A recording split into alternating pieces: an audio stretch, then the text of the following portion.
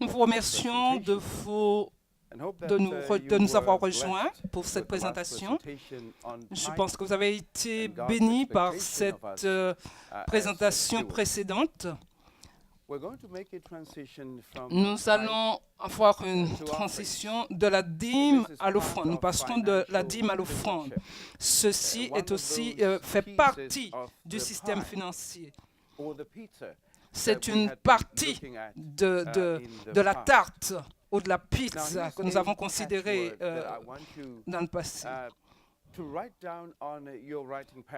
J'aimerais que vous écriviez ou que vous gardiez à la pensée le mot suivant. B-E-S-T. Le meilleur. M-E-I-2-L. Le meilleur. Nous allons vous demander d'avoir un stylo prêt. Mais nous allons considérer l'offrande dans cette présentation. Je vais partager avec vous le fondement, les principes bibliques qui s'appliquent à la dîme au singulier et aux offrandes. Nous allons considérer, lorsque nous parlons de la dîme au singulier, nous parlons de la dîme lévitique. Les 10% de nos ressources, de nos revenus. Je pense que vous avez votre stylo prêt. Ces 7 principes s'appliquent à la dîme et aux offrandes. Retourner la dîme et les offrandes, c'est reconnaître Dieu comme le Créateur. Au commencement, Dieu le Créateur. Le deuxième principe, quand nous retournons la dîme et les offrandes, c'est une expression de notre association avec le divin. Nous sommes partenaires de Dieu dans cette action. Le point 3, retourner sa dîme et aussi bien que ses offrandes, c'est un symbole de notre engagement de reconnaître, que nous reconnaissons Jésus comme notre Seigneur. Le mot-clé, c'est le mot adoration. Le point 4, en donnant nos dîmes et nos offrandes, c'est exprimer sa reconnaissance des bénédictions reçues de Dieu. Et ceci vient de la grâce de Dieu. Vous pouvez souligner le mot grâce. Dieu commence par nous bénir à cause de sa bonté. Nous n'avons pas de travailler et rechercher la bonté de Dieu. Retourner la dîme, et ceci c'est le point 5, c'est une réponse de notre amour, un amour qui vient du cœur, c'est une expression d'amour et de reconnaissance à Dieu. Le point 6, retourner sa dîme et son offrande, c'est une démonstration de la foi en Christ. Même quand vous êtes dans des situations économiques difficiles. Nous essayons de répondre à cette réalité quand il y a des défis financiers. Eh bien, le peuple de Dieu continue à avoir confiance en Dieu. Eh bien, la dîme et les offrandes, et c'est le point 5, c'est une expression de la vie, de la relation que nous avons avec Dieu. Nous avons scellé une alliance avec Dieu. Eh bien, nous confirmons ceci. Vous avez 2 colonnes ici, comme vous le voyez. Vous avez la dîme au côté gauche et vous avez l'offrande sur votre droite. Vous devez donc écrire les 7 règles. Je vais donc parcourir rapidement, mais je vais faire une comparaison entre comment la dîme et les offrandes sont similaires. Mais vous allez aussi découvrir comment la dîme et les offrandes sont aussi différentes. Deux colonnes, la colonne dîme et la colonne offrande, et nous allons faire donc une comparaison entre les deux. Considérons la dîme. La dîme appartient à Dieu. C'est une propriété de Dieu. C'est la raison pour laquelle nous parlons de retourner. Nous retournons à Dieu. La dîme ne nous appartient pas, mais appartient à Dieu. La colonne offrande, à partir du moment que nous avons reconnu cette propriété de Dieu, eh bien, nous donnons aussi à Dieu, eh bien, nous avons décidé que ça appartient à Dieu l'offrande, donc les deux appartiennent à Dieu, la dîme et les offrandes. Les deux sont saints. Il est important de noter que le sens du mot saint, c'est quelque chose qui a été mis à part par Dieu pour lui-même. Saint signifie sanctifié par Dieu. La dîme est sainte. 100% de la dîme appartient à Dieu. L'offrande, à partir du moment que nous avons décidé de ce que nous donnons à Dieu, c'est aussi une somme totalement sacrée et donnée à Dieu. Regardez, la dîme est déterminée par Dieu. Dieu a décidé du pourcentage. Il s'agit de 10%. Dieu a spécifié, a déterminé le lieu où la dîme doit être retournée. Et il s'agit de la maison sainte. La dîme est déterminé par Dieu en ce qui concerne l'usage. Il est donné à Dieu pour soutenir le ministère. Donc, on parle du temps lévitique, donc c'est réservé au ministère des prêtres, des pasteurs. Lorsqu'il s'agit des offrandes, il y a ici une différence fondamentale. Dieu n'a pas déterminé le pourcentage des offrandes. En tant que gestionnaire de Dieu, gérant de Dieu, nous décidons du montant à donner. BEST, et vous traduisez par meilleure dîme ou offrande, les deux viennent de Dieu. Il s'agit d'une expérience spirituelle. C'est la raison pour laquelle très souvent, il s'agit la dîme et l'offrande sont donc retournées à Dieu. La dîme et les offrandes ont à voir avec le domaine spirituel de notre vie. Il ne s'agit pas de comment nous allons gérer notre propriété, non, ni de ce que nous allons. Dieu ne dépend pas de nous pour quoi que ce soit. Dieu est le propriétaire de tout. La dîme et les offrandes ont un aspect spirituel et ont à voir avec l'aspect spirituel de votre vie. La dîme est une expression de notre loyauté. Il s'agit de notre fidélité à Dieu sur la base de notre relation avec Dieu. La dîme est à base de l'offrande. Vous pouvez voir la différence. L'offrande n'est pas à voir avec la loyauté ou la fidélité. Non, les deux sont importants. Mais il est l'expression de notre gratitude, de notre reconnaissance à Dieu pour tout ce qu'il a fait pour nous par Jésus, son Fils. La finale comparaison, le point final, et ceci est en référence avec l'usage qui est fait de la dîme et des offrandes. Quand nous parlons de la dîme est donnée pour subvenir aux besoins des ministres. Il s'agit des prêtres, il s'agissait des prêtres qui administraient dans le sanctuaire. Quand vous considérez les offrandes doivent être utilisées pour supporter les autres fonds, pour subvenir, faire face aux autres dépenses à partir de l'offrande. Je pense que cette comparaison, ce contraste qui est établi a été très utile pour vous. Mais nous allons considérer de l'offrande.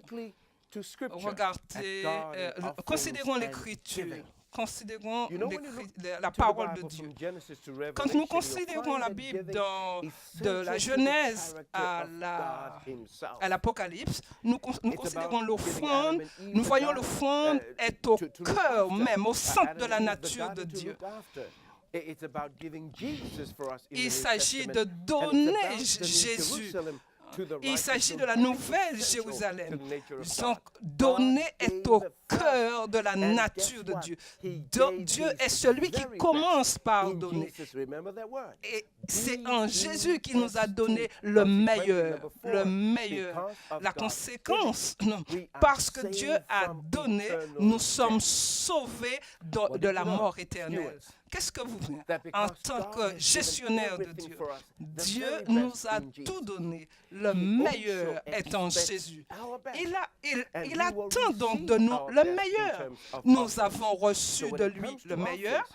Donc, quand on parle de l'offrande, nous parlons de l'expression de se donner entièrement à Dieu. J'aimerais considérer le concept de l'offrande acceptable de Dieu. J'irai très rapidement. Nous lisons pour vous.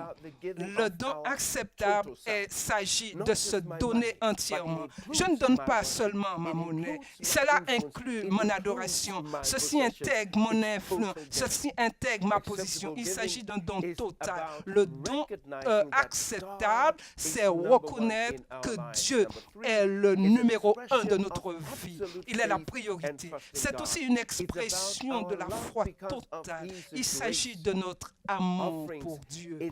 Cette offrande, c'est un acte volontaire qui doit venir donc de notre cœur. Ce qui est important, donner, c'est aussi une expression de la relation horizontale avec Dieu, de la relation verticale avec Dieu qui s'étend dans la relation verticale, horizontale.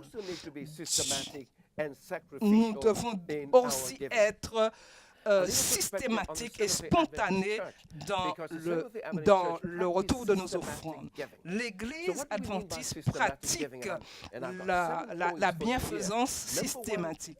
J'ai 7 points ici pour vous. La bienfaisance systématique nous invite à penser au sujet. Nous prions, nous planifions. Avant même d'apporter cette dîme à Dieu, eh bien, nous avons pensé. Il s'agit d'un don total. Dieu nous invite à donner ce qui lui appartient. Nous mettons à part, avant le sabbat, nous mettons notre offrande de gratitude et de reconnaissance à Dieu à part. Lorsque nous donnons la dîme et les offrandes. Mais quand nous considérons l'Ancien Testament, nous voyons que Dieu veut que nous supportions les autres communautés, les autres de la société. Une chose qui est importante dans l'Église adventiste, en ce qui concerne la dîme et les offrandes, et en ce qui concerne la bienfaisance systématique, eh bien, quand nous donnons localement, eh bien, c'est l'Église mondiale, l'Église globale qui est aussi soutenue. Il s'agit aussi de la somme à donner et de notre fidélité. Et notre offrande est donc focalisée aussi sur Dieu et la mission. Il y a des références qu'il est important de noter parce que ce sont les fondements de la dîme et des offrandes. Vous avez un texte dans Lévitique chapitre 22, les versets 18 et 20. Si vous considérez l'Ancien Testament pour le support de la dîme et des offrandes, Lévitique est un point important. Mais nous allons considérer Lévitique 22. Lévitique 22. Tout homme de la maison d'Israël des étrangers qui offriront nos holocaustes à l'Éternel, eh bien, doit le faire. Vous n'en offrirez aucun qui ait un défaut, car elle ne serait pas agréée. Ici, vous avez un mot-clé que vous devez garder à l'esprit lorsqu'il s'agit de la dîme et des offrandes. Nous parlons d'une quantité de la dîme. Lorsqu'il s'agit de l'offrande, il ne s'agit pas d'une portion, il s'agit de la qualité de la dîme. Dieu attend le meilleur de ses enfants lorsque nous le faisons. Lorsque nous revenons, dans le panel, nous allons pas considérer ces références de Malachie. Mais maintenant, j'aimerais considérer ce passage de Malachie, Malachie chapitre 1. Malachie chapitre 1. Alors, nous allons rapidement considérer ce passage. Et nous allons comparer Malachie chapitre 1, verset 10 et le verset et ce que nous avons, sur ce que Dieu attend de nous selon Lévitique. Alors, ces deux textes, Lévitique 22 et Malachie 1, parlent. Il s'agit de l'offrande acceptable. Après cette musique, nous revenons.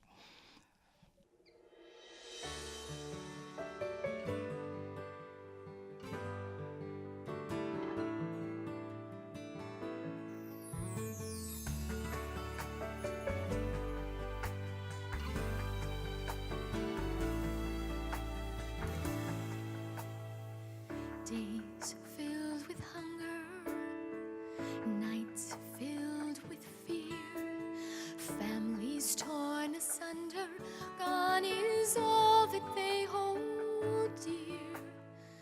Who will offer hope and refuge in this hour of need? What you give the least of these, you give unto me.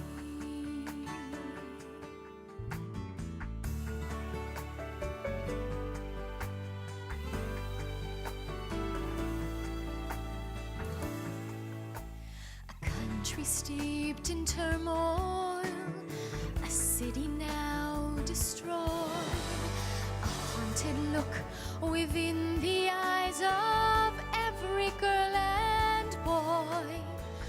Who will help this broken people fall into their knees? What you give the least of these, you give unto me. A mother sits in mourning in the middle of the street, where hungry children wander with no shoes on their feet. There is a need much deeper than the physical can show. Light must pierce the darkness that they know. There is a love that's burning through the darkness and the strife, bringing hope and healing like the springtime bears new life. Reach out to your brother, help the wounded and the weak. What you give the least of these, you give unto me.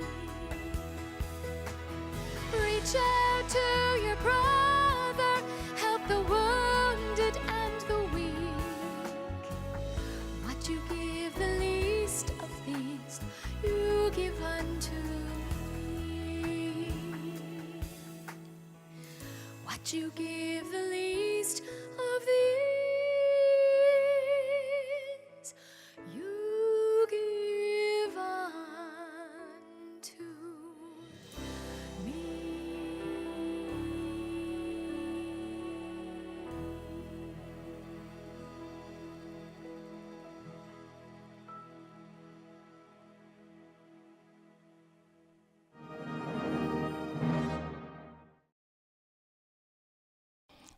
c'est la conférence sur la gestion chrétienne. Nous avons ce panel, nous avons Steve et Hugo qui vont participer à ce panel. Nous avons reçu les questions de vous. La première partie de cette présentation, nous avons commencé avec 61 et là nous avons plus de 70 pays connectés. Nous avons eu la première partie sur la dîme, nous avons parlé maintenant de l'offrande et nous avons une question là.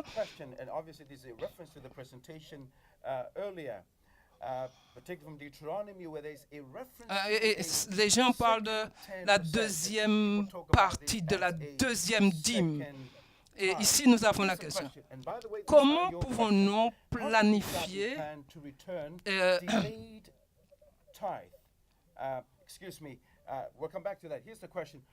est-ce que l'Église, les membres doivent apporter la dîme, une seconde dîme plus les offrandes? J'ai un problème avec le mot obligé, donc je vais... Alors, la question serait du genre, est-ce que vous êtes obligé d'embrasser votre fiancé? Est-ce qu'il n'y a pas d'obligation? Il n'y a pas d'obligation. Il s'agit de la relation. Vous ne le faites non parce que vous êtes obligé, vous le faites parce que vous avez choisi de le faire.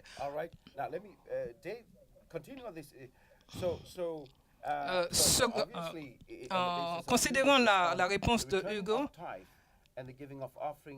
je le fais joyeusement, réagissons un peu.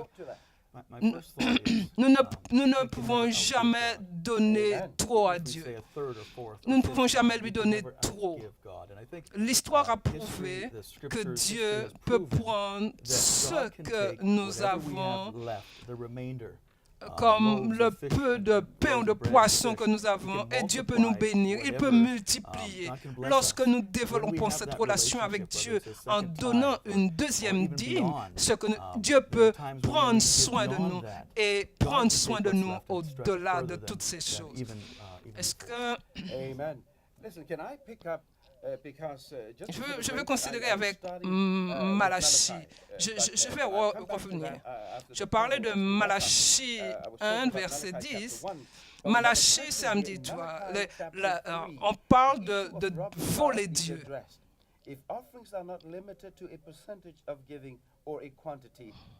Comment pouvons-nous voler Dieu selon le contexte de Malachie, Hugo?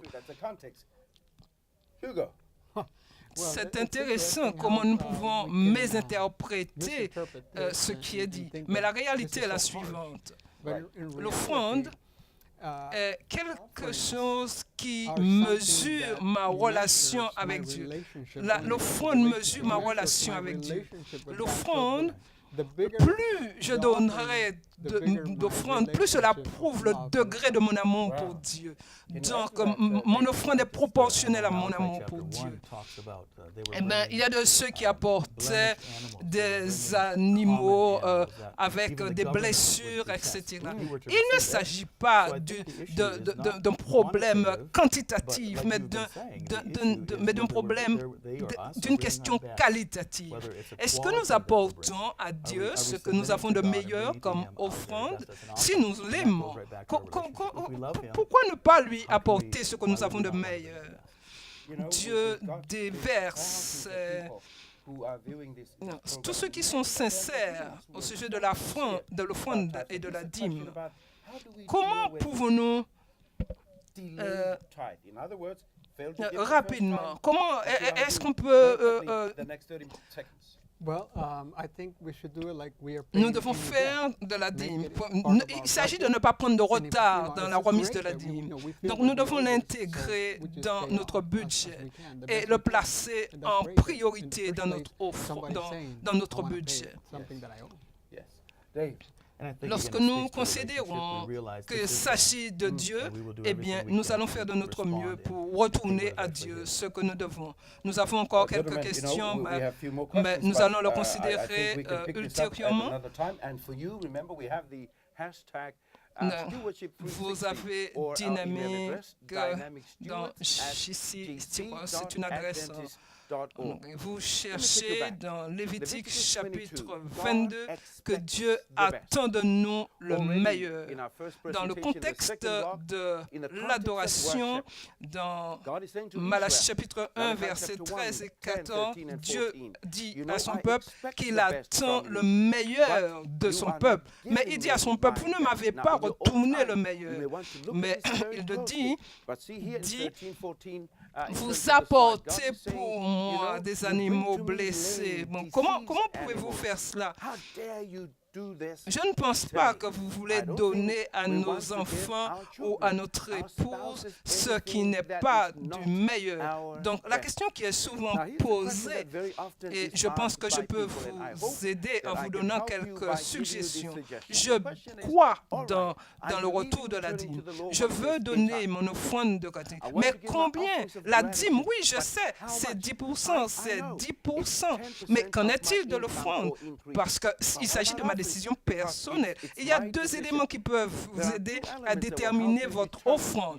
Et le numéro 1, vous pouvez considérer Deutéronome 16, verset 17. Nous donnons à Dieu nos offrandes proportionnellement aux bénédictions reçues de Dieu. Le deuxième élément, vous avez une référence de Corinthiens chapitre 8, verset 12 et chapitre 9, verset 7. Eh bien, nous donnons à Dieu le meilleur. Nous prenons, et c'est un choix. Il s'agit des bénédictions de Dieu et vous décidez.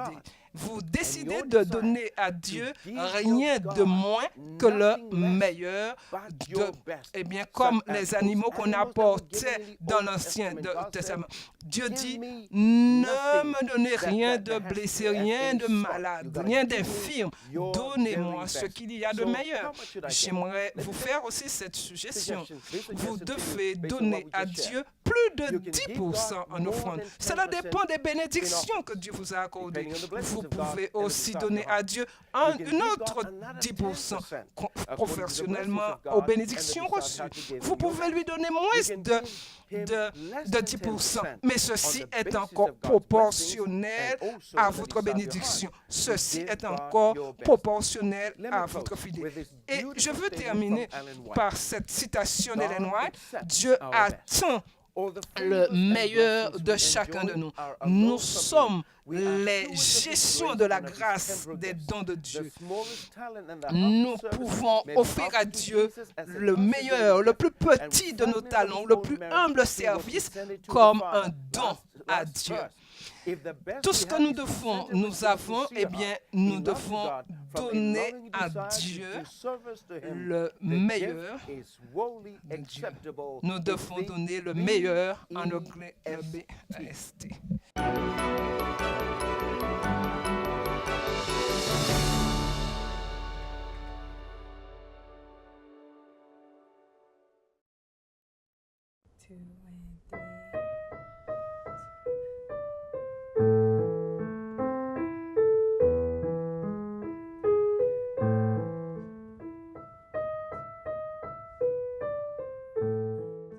Did you know that offerings are mentioned in the Bible even before tithe? The returning of tithe is important because it reminds us of God's ownership and is an expression of our faithfulness to Him. And besides that, God requires it of us. But offerings, on the other hand, are a way to express our thankfulness for everything that God has given us. It's like giving flowers. When I give my wife flowers on her birthday, she is pleased. But when I give her flowers on a random day because I love and appreciate her, that gesture makes her feel so special.